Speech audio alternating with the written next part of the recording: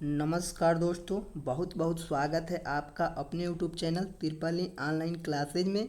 तो मैं लेकर आया हूं आपके लिए यूपी पॉलिटेक्निक एंट्रेंस एग्जाम 2020 के लिए प्रैक्टिस है। ठीक है, तो आइए देखते हैं आपका प्रश्न पहला क्या दे रहा है। तो पहला प्रश्न आपका दे रहा है, वो ये दे रहा है, सिलिकॉन है। ऑप्शन ए अर्धचालक, बी चालक, सी कुचालक और डी इनमें से कोई नहीं। तो सिलिकॉन आपका क्या है? तो सिलिकॉन आपका अर्धचालक है। तो इसमें ऑप्शन नंबर ए हो जाएगा अर्धचालक। क्यों? क्योंकि सिलिकॉन अर्धचालक है, क्योंकि यह क्या होता है, उष्मीय सक्रिय है। क्या? उष्मीय सक्रिय है और इसकी चालकता ताप बढ़ाने के साथ बढ़ती है। तो ये हो जाएगा आपका अर्धचालक। ठीक है, ऑप्शन नंबर ए करेक्ट हो जाएगा। अगला प्रश्न क्या दे रहा है? तो अगला प्रश्न दे रहा है, क्रिस्टलीय ठोस है। क्या? क्रिस्टलीय ठोस है। ऑप्शन ए कांच, बी प्लास्टिक, सी रबड़ और डी शक्कर यानी कि शर्करा। तो इसमें क्या होगा? तो इसमें आपका राइट आंसर हो जाएगा ऑप्शन नंबर डी शक्कर शर्करा। क्यों? क्योंकि शर्करा जो होता है वो आपका क्रिस्टलीय ठोस है, जबकि कांच और प्लास्टिक और आपका रबड़ अक्रिस्टलीय है। ठीक है, लेकिन शक्कर शर्करा आपका क्रिस्टलीय ठोस है। ठीक है, ये आपका कांच और रबड़ और प्लास्टिक अक्रिस्टलीय है, लेकिन आपका शक्कर और शर्करा जो है केवल यही आपका क्रिस्टलीय ठोस है। तो यही इसमें ऑप्शन नंबर डी करेक्ट हो जाएगा। अगला प्रश्न क्या दे रहा है? तो अगला प्रश्न आपका जो दे रहा है वो ये दे रहा है, 0.006 मोल यानी सीएल की 100 मिली बिलियन में मोलरता है। तो इसको क्या करेंगे? कुछ नहीं करना है। फार्मूला होता है m=n/v/l। ठीक है, अब क्या करें, n कितना दे रहा है? n दे रहा है आपका 0.006/v। v कितना दे रहा है? 0.1 हो जाएगा, इक्वल टू क्या हो जाएगा आपका 0.06 हो जाएगा। ठीक है, तो इसमें आपका ऑप्शन नंबर बी करेक्ट हो जाएगा 0.06। ठीक है, इसमें ऑप्शन नंबर बी करेक्ट हो जाएगा। अगला प्रश्न क्या दे रहा है? तो अगला प्रश्न आपका दे रहा है, वो ये दे रहा है, निम्नलिखित में से कौन एक वैद्युत संयोजी बंध है? ऑप्शन ए BF3, बी दे रहा है CH4, सी दे रहा है SiCl4 और डी दे रहा है MgCl2। तो जो आपका वैद्युत संयोजी बंध है वो कौन है? वो है आपका MgCl2। क्या? क्योंकि MgCl2 में वैद्युत संयोजिक बंध होता है, क्योंकि मैग्नीशियम जो होता है विद्युत धनात्मक धातु है, जबकि क्लोरीन आपका क्या है, वो आपका विद्युत ऋणात्मक है। ठीक है, तो इसमें ऑप्शन नंबर डी करेक्ट हो जाएगा। ठीक है, मैं इस क्वेश्चन को फिर से रिपीट कर रहा हूँ। क्वेश्चन कह रहा है, निम्नलिखित में से कौन एक वैद्युत संयोजी बंध है? तो वैद्युत संयोजी बंध कौन है? तो है आपका MgCl2। क्या? क्योंकि MgCl2 में वैद्युत संयोजी बंध है, क्योंकि इनमें जो मैग्नीशियम है ना, मैग्नीशियम आपका धनात्मक धातु है, जबकि क्लोरीन आपका विद्युत ऋणात्मक है। तो इसमें ऑप्शन नंबर डी करेक्ट हो जाएगा। ठीक है, अगला प्रश्न क्या कर रहे हैं? तो अगला प्रश्न आपका कह रहा है, वो कह रहा है, प्रबलतम बंध है। ऑप्शन ए दे रहा है C single bond C, B दे रहा है सी सिंगल बॉन्ड एच और सी दे रहा है सी सिंगल बॉन्ड एन और डी दे रहा है सी सिंगल बॉन्ड ओ। तो इनमें क्या होगा? तो इनमें जो होगा आपका, तो इनमें जो होगा वो आपका हो जाएगा क्या?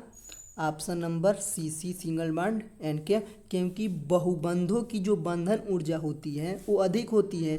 तो सी ट्रिपल बॉन्ड एन हो जाएगा, ये आपका क्या हो जाएगा? शक्तिशाली हो जाएगा। ठीक है, तो इसमें ऑप्शन नंबर जो हो जाएगा वो हो जाएगा ऑप्शन नंबर सी करेक्ट हो जाएगा, प्रबलतम बंध है। ठीक है, अगला प्रश्न क्या कह रहा है? तो अगला प्रश्न आपका कह रहा है, वो कह रहा है क्या, यदि किसी तार की लंबाई 2 गुनी कर दी जाए तथा इसका अनुप्रस्थ काट भी 2 गुना कर दिया जाए तो उसका प्रतिरोध होगा।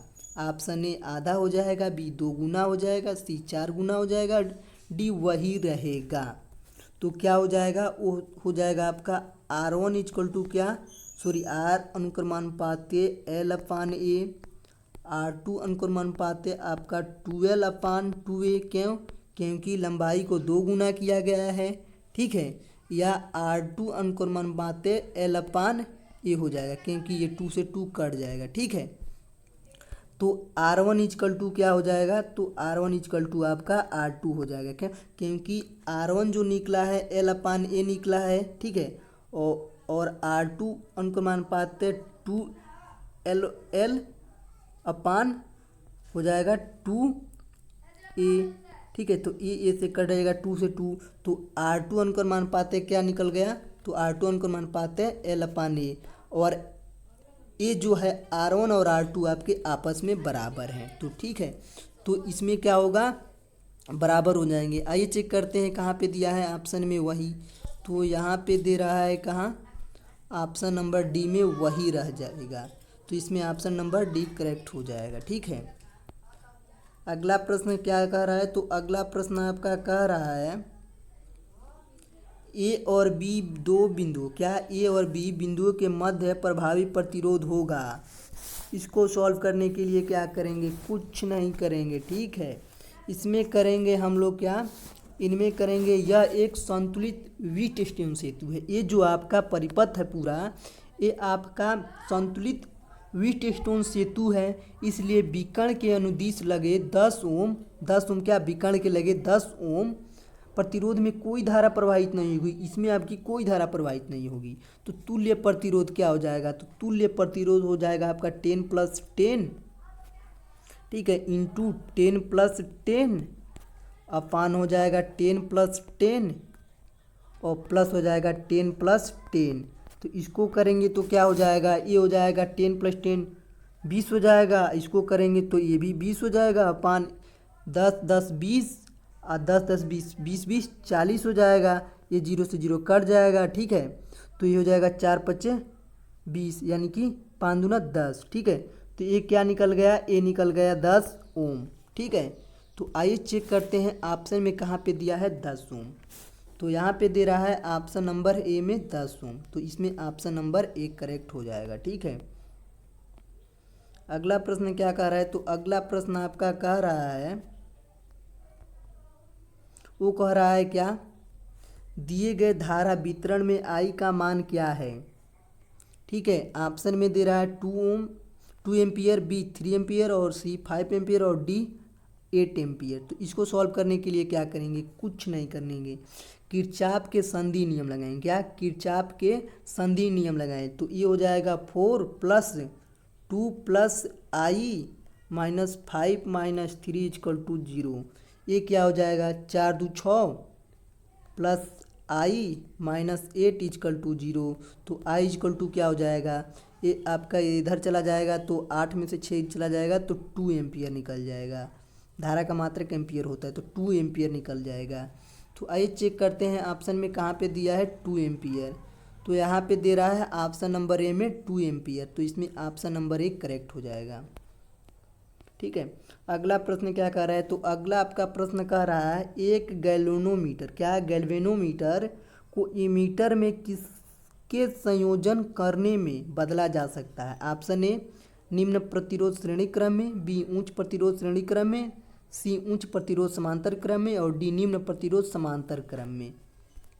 तो इसमें आपका राइट आंसर क्या होगा, तो इसमें हो जाएगा आपका ऑप्शन नंबर डी निम्न प्रतिरोध समांतर क्रम में। क्यों, क्योंकि एक गैल्वेनोमीटर को एमीटर में बदलने के लिए एक अन्य निम्न मान का प्रतिरोध इसके समांतर में जोड़ दिया जाता है, और उस समांतर क्रम में जोड़े हुए प्रतिरोध को हम क्या कहते हैं, उसे हम शंट कहते हैं, ठीक है। तो इसमें ऑप्शन नंबर डी करेक्ट हो जाएगा। अगला प्रश्न क्या कह रहा है, तो अगला प्रश्न आपका कह रहा है, एक विद्युत बल्ब को, क्या, एक विद्युत बल्ब को 60 डिग्री पर झुके 2 समतल दर्पणों के बीच रखा गया है, इस बल्ब के कितने प्रतिबिंब दिखेंगे। इस क्वेश्चन को मैंने कई वीडियो में आपको, पिछले वीडियो में मैं बता चुका हूँ इस क्वेश्चन को, फिर भी यहाँ पे मैं बता रहा हूँ, ठीक है। इसको ध्यान से देखिएगा, ये क्वेश्चन बहुत इंपॉर्टेंट है आपका, ठीक है। हो सकता है इस बार आपके एंट्रेंस एग्जाम में पूछ लिया जाए। तो प्रतिबिंबों की संख्या = क्या हो जाएगा, तो प्रतिबिंबों की संख्या = आपका जो फार्मूला होता है वो होता है आपका 360 डिग्री अपान थीटा -1, ठीक है। तो यहाँ से क्या हो जाएगा, 360 बटा थीटा कितना दे रहा है, तो 60 दे रहा है, तो 60 हो जाएगा -1, ये 0 से 0 कट जाएगा, 6 के 36, 6 - 1 = हो जाएगा आपका 5। तो आइए चेक करते हैं 5 कहाँ पे दिया है, तो इसमें दे रहा है ऑप्शन नंबर सी में 5, तो इसमें ऑप्शन नंबर सी करेक्ट हो जाएगा। क्या करना था, कुछ नहीं करना था, प्रतिबिंबों की जो संख्या का जो फार्मूला होता है n = होता है आपका क्या, 360 बटा थीटा -1। 360 अपने जगह पे है, थीटा 60 दिया है तो 60 कर देंगे, -1 कर देंगे, 0 से 0 कट जाएगा, 6 4 के 36, 6 आ जाएगा, 6 में से 1 घटा देंगे तो आपका 5 निकल जाएगा। तो इसमें ऑप्शन नंबर सी करेक्ट हो जाएगा। ठीक है, अगला प्रश्न क्या दे रहा है, तो अगला प्रश्न आपका दे रहा है, वो दे रहा है वस्तु से बड़ा आभासी प्रतिबिंब किसके द्वारा प्राप्त किया जा सकता है। ऑप्शन ए अवतल लेंस से, बी अवतल दर्पण से, सी उत्तल दर्पण से, डी दे रहा है समतल दर्पण से।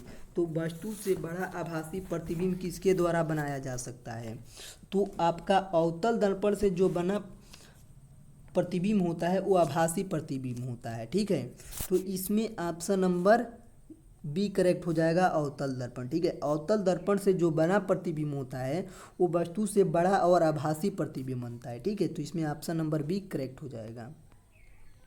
अगला प्रश्न क्या कह रहा है, तो अगला प्रश्न आपका कह रहा है क्या, दो लेंस जिनकी शक्ति +12 तथा -2 डायोप्टर हैं। ठीक है, एक साथ मिलाकर रखे जाते हैं, संयुक्त लेंस की फोकस दूरी कितनी होगी, तो इसको क्या करेंगे, कुछ नहीं करेंगे, संयोजन की क्षमता P क्या हो जाएगा, P1 + P2 हो जाएगा। ठीक है, P1 क्या दे रहा है, तो दे रहा है आपका +12 डायोप्टर -2 डायोप्टर। ठीक है, तो ये आपका -2 हो जाएगा। ठीक है, तो ये आपका प्लस है तो ये हो जाएगा आपका यहाँ पे +12 + -2 diopter equal to 12 - 2 equal to आपका हो जाएगा 10 डायोप्टर। ठीक है, आपका तो P निकल गया 10 डायोप्टर। अब क्या करेंगे, जब P निकल गया आपका 10 डायोप्टर तब क्या करेंगे, संयोजन की फोकस दूरी F इजकल टू क्या होता है, तो यहाँ पे संयुक्त लेंस की फोकस दूरी पूछ रहा है, तो संयोजन की फोकस दूरी F इजकल टू क्या हो जाएगा 100/P। तो 100/, क्या हो जाएगा, P निकला है 10 डायोप्टर तो यहाँ पे 10 कर देंगे, ये 0 से 0 कट जाएगा, इजकल टू 10 सेमी आ जाएगा। ठीक है, तो F इजकल टू क्या निकल गया है, तो F इजकल टू निकल गया आपका 10 सेंटीमीटर। तो आइए चेक करते हैं ऑप्शन में कहाँ पे दिया है 10 सेंटीमीटर, तो इसमें ऑप्शन नंबर ए में दे रहा है 10 सेंटीमीटर, 10 सेंटीमीटर ऑप्शन ए में दे रहा है, तो इसमें ऑप्शन नंबर 1 करेक्ट हो जाएगा। अगला प्रश्न क्या कर रहा है, तो अगला प्रश्न आपका कह रहा है दूर दृष्टि दोष को दूर करने के लिए उपयोग में लाते हैं। ऑप्शन ए उत्तल लेंस, बी अवतल लेंस, सी समतल अवतल लेंस, डी उत्तल अवतल लेंस।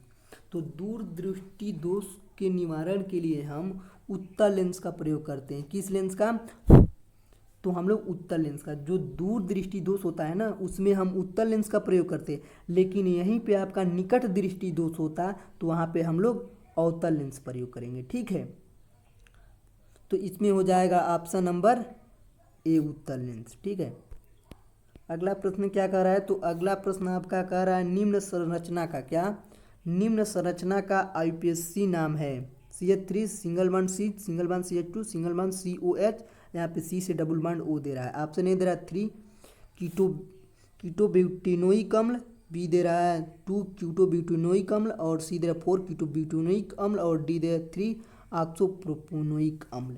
तो इसमें क्या करेंगे, इसको करेंगे कुछ नहीं, हम लोग यहाँ पे लिखेंगे क्या, यहाँ पे हम कर देंगे, यहाँ से नंबर वाइज करेंगे, ये आपका 1 हो जाएगा, ये आपका 2 हो जाएगा, ये 3 हो जाएगा, ये 4 हो जाएगा। ठीक है, अब क्या होगा, अब हो जाएगा यहाँ से गिनेंगे 1 2 3 यानी कि 3, यहाँ से हो जाएगा क्या कीटोब्यूटेनोइक अम्ल हो जाएगा। ठीक है, 3 कीटोनोइक ब्यूटोइक अम्ल हो जाएगा। तो इसमें ऑप्शन नंबर 1 करेक्ट हो जाएगा क्या, 3 कीटोब्यूटेनोइक अम्ल। ठीक है, तो इसमें ऑप्शन नंबर 1 करेक्ट हो जाएगा। अगला प्रश्न क्या दे रहा है, तो अगला प्रश्न आपका दे रहा है वो ये दे रहा है एक यौगिक का मूलानुपाती सूत्र CH2O है, इसका अणुभार 180 है, इस यौगिक का अणुसूत्र है। ऑप्शन ए C3H6O3, बी C4H8O4, और सी दे रहा C6H12O6, और डी दे रहा C5H10O5। तो इसको क्या करेंगे, सबसे पहले कुछ नहीं कर, यहाँ पे लिखेंगे हम सबसे पहले क्या अणुसूत्र इजकल टू क्या हो जाएगा, हो जाएगा आपका मूलानुपाती सूत्र इंटू n हो जाएगा, n इजकल टू क्या हो जाएगा, n इजकल टू हो जाएगा अणुसूत्र अब बट्टा हो जाएगा क्या मूलानुपाती सूत्र। ठीक है, और अणुसूत्र कितना दे रहा है, वो दे रहा है आपका 180। ठीक है, जो अणुभार दे रहा है आपका 180 दे रहा है, अपान मूलानुपाती सूत्र कितना दे रहा है, तो मूलानुपाती सूत्र यहाँ से निकालेंगे CH2O का, तो हो जाएगा आपका 30। तो 30 यहाँ पे कर देंगे, 0 0 कर दिया, 3 छके 18, 6 निकल गया। ठीक है, अब क्या करें, अब करेंगे CH2O का होल 6। ठीक है, तो क्या हो जाएगा, हो जाएगा आपका C6H12O6। तो आइए चेक करते हैं C6H12O6 कहाँ पे दिया है। तो इसमें ऑप्शन नंबर सी में दे रहा है C6H12O6, तो इसमें ऑप्शन नंबर सी करेक्ट हो जाएगा। ठीक है, आइए देखते हैं अगला प्रश्न क्या दे रहा है। तो अगला प्रश्न आपका दे रहा है, वो ये दे रहा है, प्राकृतिक गैस में मुख्य रूप से होती है, option A methane, B n butane, C n octane और डी ऑक्टेन का मिश्रण। तो मीथेन जो होता है प्राकृतिक गैस का प्रमुख घटक होता है। ठीक है, तो इसमें हो जाएगा ऑप्शन नंबर ए मीथेन। ठीक है, जो मीथेन होता है वो प्राकृतिक गैस का मुख्य घटक होता है, तो इसमें ऑप्शन नंबर 1 करेक्ट हो जाएगा मीथेन। ठीक है,